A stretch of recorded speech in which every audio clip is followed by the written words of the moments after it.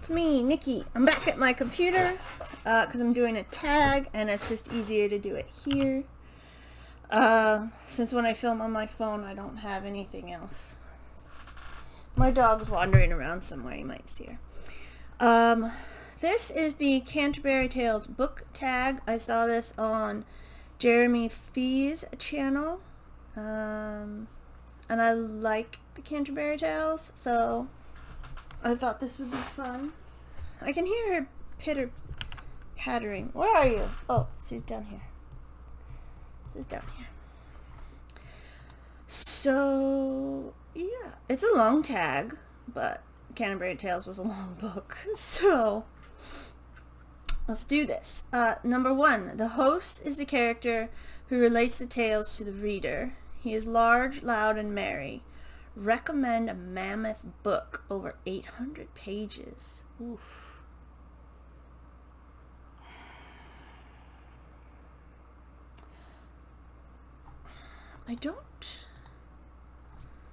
I know Brandon Sanderson's the Stormlight Archives are pretty big. I read the first one.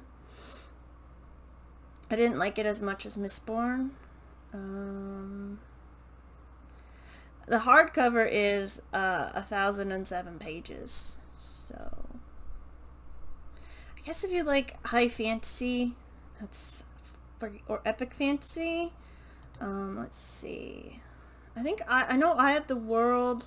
Eye of the World is 800 pages. So I'll suggest that one because I've read that first one. And I got a new paperback version. Yeah, so that's about 800 pages. So we'll go with that one.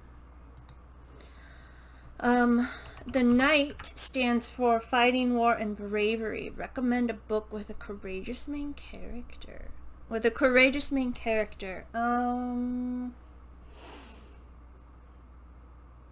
Well, right now I'm reading Girls of Fate and Fury, which is the last in the Girls of Paper and Fire trilogy. And I think Lay, I believe is how you say her name, is pretty courageous. Because, yeah, Lay, they're broken up into a caste system based on demonic animal features, and if you're basically a plain old human, you're paper cast, and it means you're breakable and nothing. But Lay comes to realize that paper, she says it a couple times, I don't know if she says it in the book, but it's on the blurbs, that paper can start fire. So yeah, she's pretty courageous after all she's been through, and especially in this third book, she's back where she doesn't want to be, and she's gonna stick around and fight for what she believes in. The Wife of Bath stands for Marriage, Sex, and Arguing. Tell us about a book with a strong female character.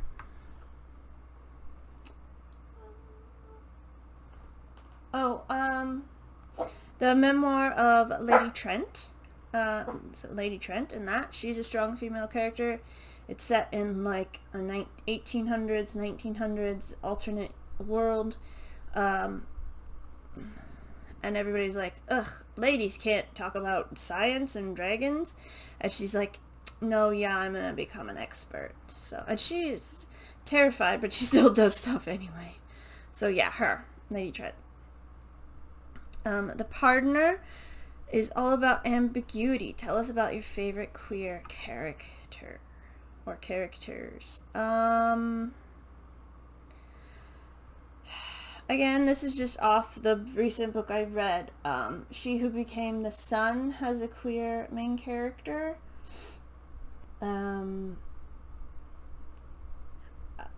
She's not nice because she becomes an emperor and she does things that her wife disapproves of, but I still like her, and I can't wait to see what happens in the second book. Oh my god. Oh my god. I will rave about She Who Became the Sun forever, basically. And I don't know. I know I've read other queer characters, but they're not coming to mind because I haven't read them yet. Or it's been a while. The Miller is bold, blasphemous, and overturns conventions. Who is your favorite naughty character? I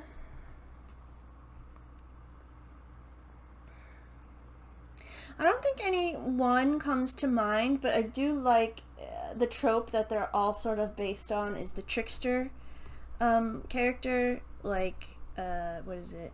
The coyote in Native American, some Native American cultures, the spider from West Africa, I think. That's where that legend comes from, if I'm remembering that correctly. And then, you know, you have your trickster gods, like Loki, Hermes. I can't think of one for Egypt, but there has to be. Odin's probably a bit of a trickster too, which is why he's Hermes. But yeah, I just like that trickster, quote-unquote, naughty character, where they're not really... They're just like, haha, I tricked you. I like that. I think it's fun. I think there needs to be more characters like that. The Prioress is modest, quiet, and compassionate. Is she though? Is she though? I did a paper and presentation on the Prioress and her tale, and let me tell you, I know a lot of things. Recommend a book you don't hear much about on BookTube. Well, the thing is, and I've noticed that, like there's the popular books pop up and people all haul them and talk about them, but then they never talk about if they've read them. So they don't talk about them anymore. I've heard a lot of people talk about We Hunt the Flame. Is that the first one?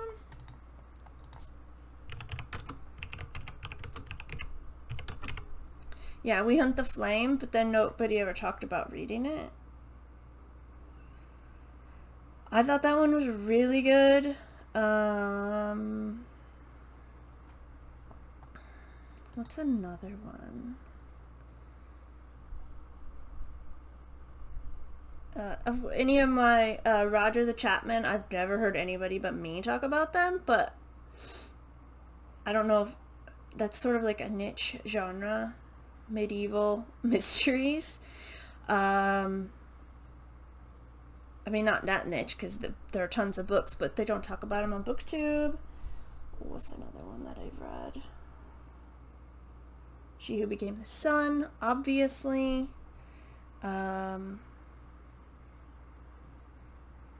But yeah, any of those.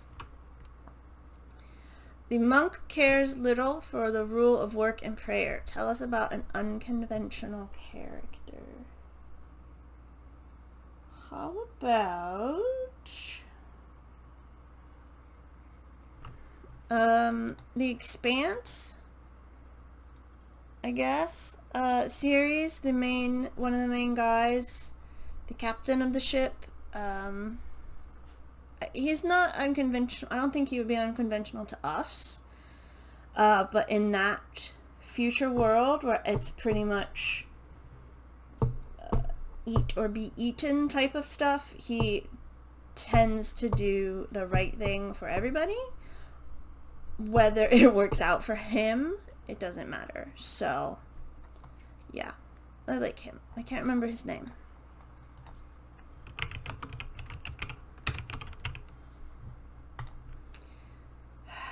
What is his name? Jim Holden.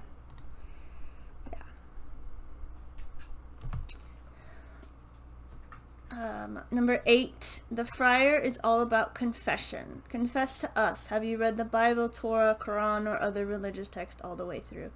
No, I have not. I read. I was in a hotel. There was a Bible. I looked at it, and then I put it back. So, no. Number 9.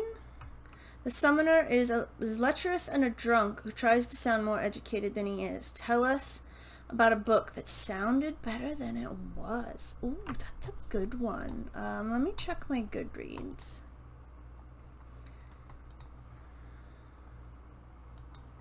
I'll put DNF. I'm gonna say The Diviners. I did DNF that, and it did sound better than I personally thought it was. I know a lot of people really enjoy that. Another one was The Edge of the World, which was a trilogy. I thought it was going to be about a group of people sailing to the edge of their world, but it was really about politics and stuff, and that wasn't very interesting to me. So yeah. The Parson is poor but rich in thought and deeds. Tell us about a book that gave you more than you expected.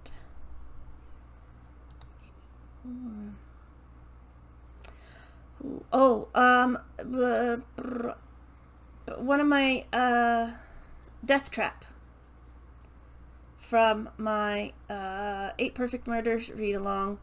Death Trap was so good. Technically it's a play, but it is so good. I wasn't expecting it to be that good. Like, it's funny, and the murder was pretty good, actually. So yeah, that one. The Squire stands for youth, beauty, and courting.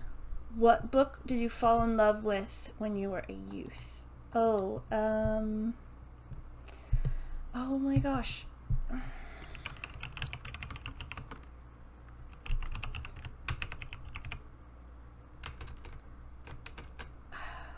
There's a book. Oh God, what is it? I can never remember the title. I read it when I was a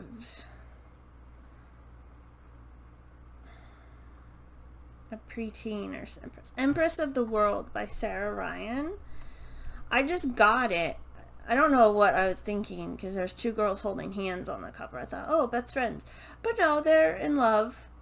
And I went, oh. And that sort of like triggered something in my head about me. And I was like, yeah. So I love that book so much. And I was like, I was probably like too young, actually. Because I think I was still living in my first house. Maybe my second house. I don't remember now. But yeah, I was pretty young and I really enjoyed that. The clerk says little, but his words are wise and morally virtuous. Tell us about a short book that made you a better person. I don't think I've read a book that made me a better person. I've read short books that, like,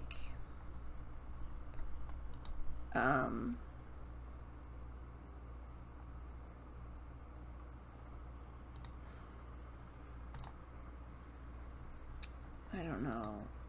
Yeah, I don't think they made me a better person. They just, like, inspired me, but I don't know about better person. The man of law upholds justice and knows the laws by heart. What is a book you could not imagine rereading?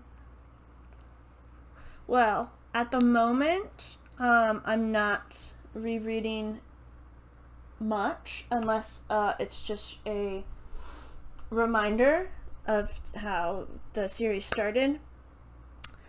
But one I could never reread, probably one of the ones I didn't like. Like specifically The Drowner, which is again from my 8 Perfect Murders. It was my least favorite so far.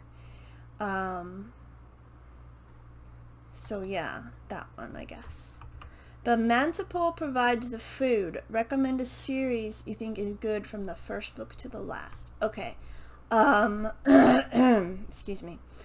I haven't finished a series yet, but I am going to recommend the Expanse series, even though I haven't finished it, because it is so good. It is so good. Sorry about that. I definitely recommend that one.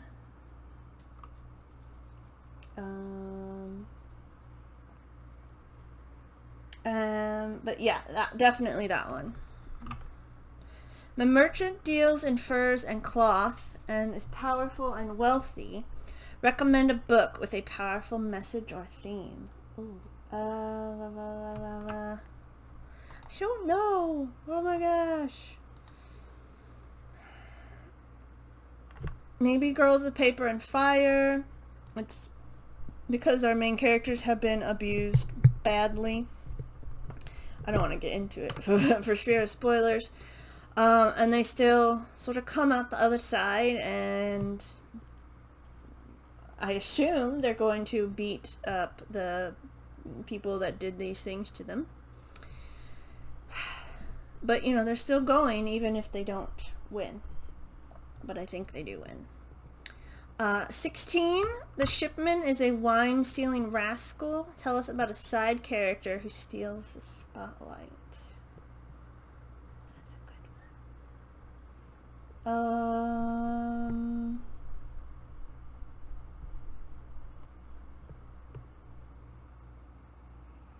In the Powder Mage, the trilogy, at least the first one, there is a guy who shows up near the middle, maybe near the beginning, middle-ish, to help Tamas, who's just done a coup, and he goes, I'm a cook, and I'm also a god. And everybody goes, yeah, okay, but you can cook for us. And he's actually really funny and great. So yeah, him. The physician knows what ails you and can cure it. Tell us about a book you considered a comfort read. One Piece is a comfort read because it is not overly, I mean, it's long, but it's not like long. It's short little snippets, and I know what's going to happen, and everybody's funny. Definitely that. The Franklin is not a vassal or a noble, but a free man. Recommend a book about freedom in any form. Again, I'm going to say She Who Became the Sun, and that's because our main character, it takes her a while, but she finally becomes free to be herself, which I will talk about in my wrap-up, which should be next week. The Reeve is believable on the outside, but lies on the inside. What book was different than what the blurb led you to believe?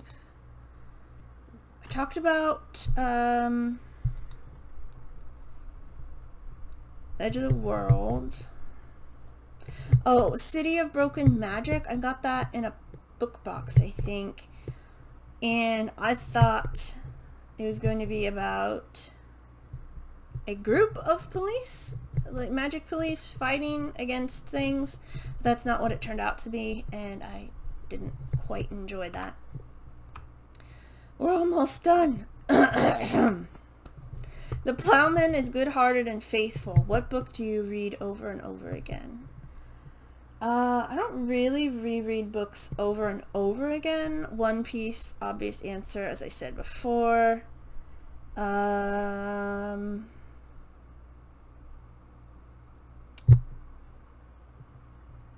I have a Winnie the Pooh book that I would probably read again, because it's just, Winnie the Pooh is chill. So yeah, just chill stuff. I usually watch YouTube videos over and over again if I'm in a mood. The Guildsmen are 5 men who act as a unit and stand for brother or sisterhood. Recommend a book with a strong ensemble cast of characters. The Expanse series has a really good cast of characters. There's usually a chapter from multiple point of views from our main 4.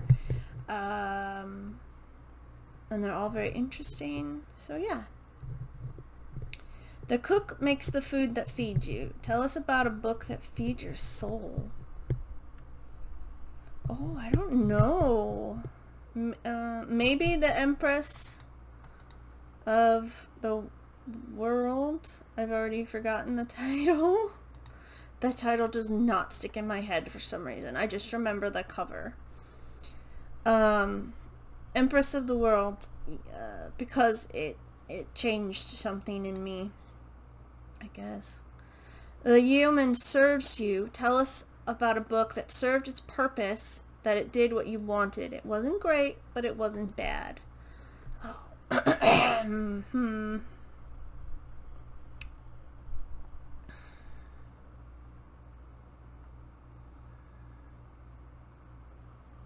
I'm looking at all my books.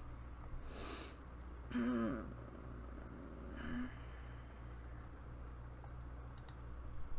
gonna say, I read this, Double Indemnity. I listened to it on audiobook. I think, again, I'll talk about this when I do the second part of the 8 Perfect Murders. The movie's probably better, but it served its purpose. So, yeah, that one. Number 24. The Second Nun talks about a saint's life in her tale. What book do you praise often? One Piece, Roger the Chapman series, recently She Who Became the Sun,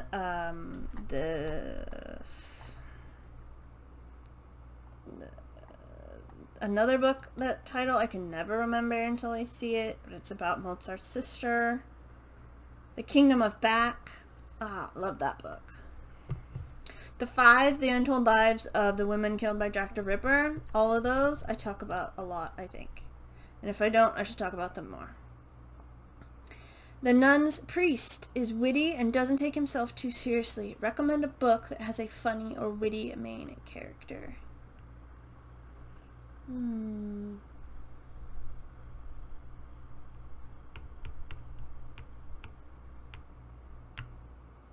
looking at my bookshelves. I probably have one. But I can't think of it. I guess a book I recently read, which I'll talk about in my wrap-up, is The Poison Chocolates Case.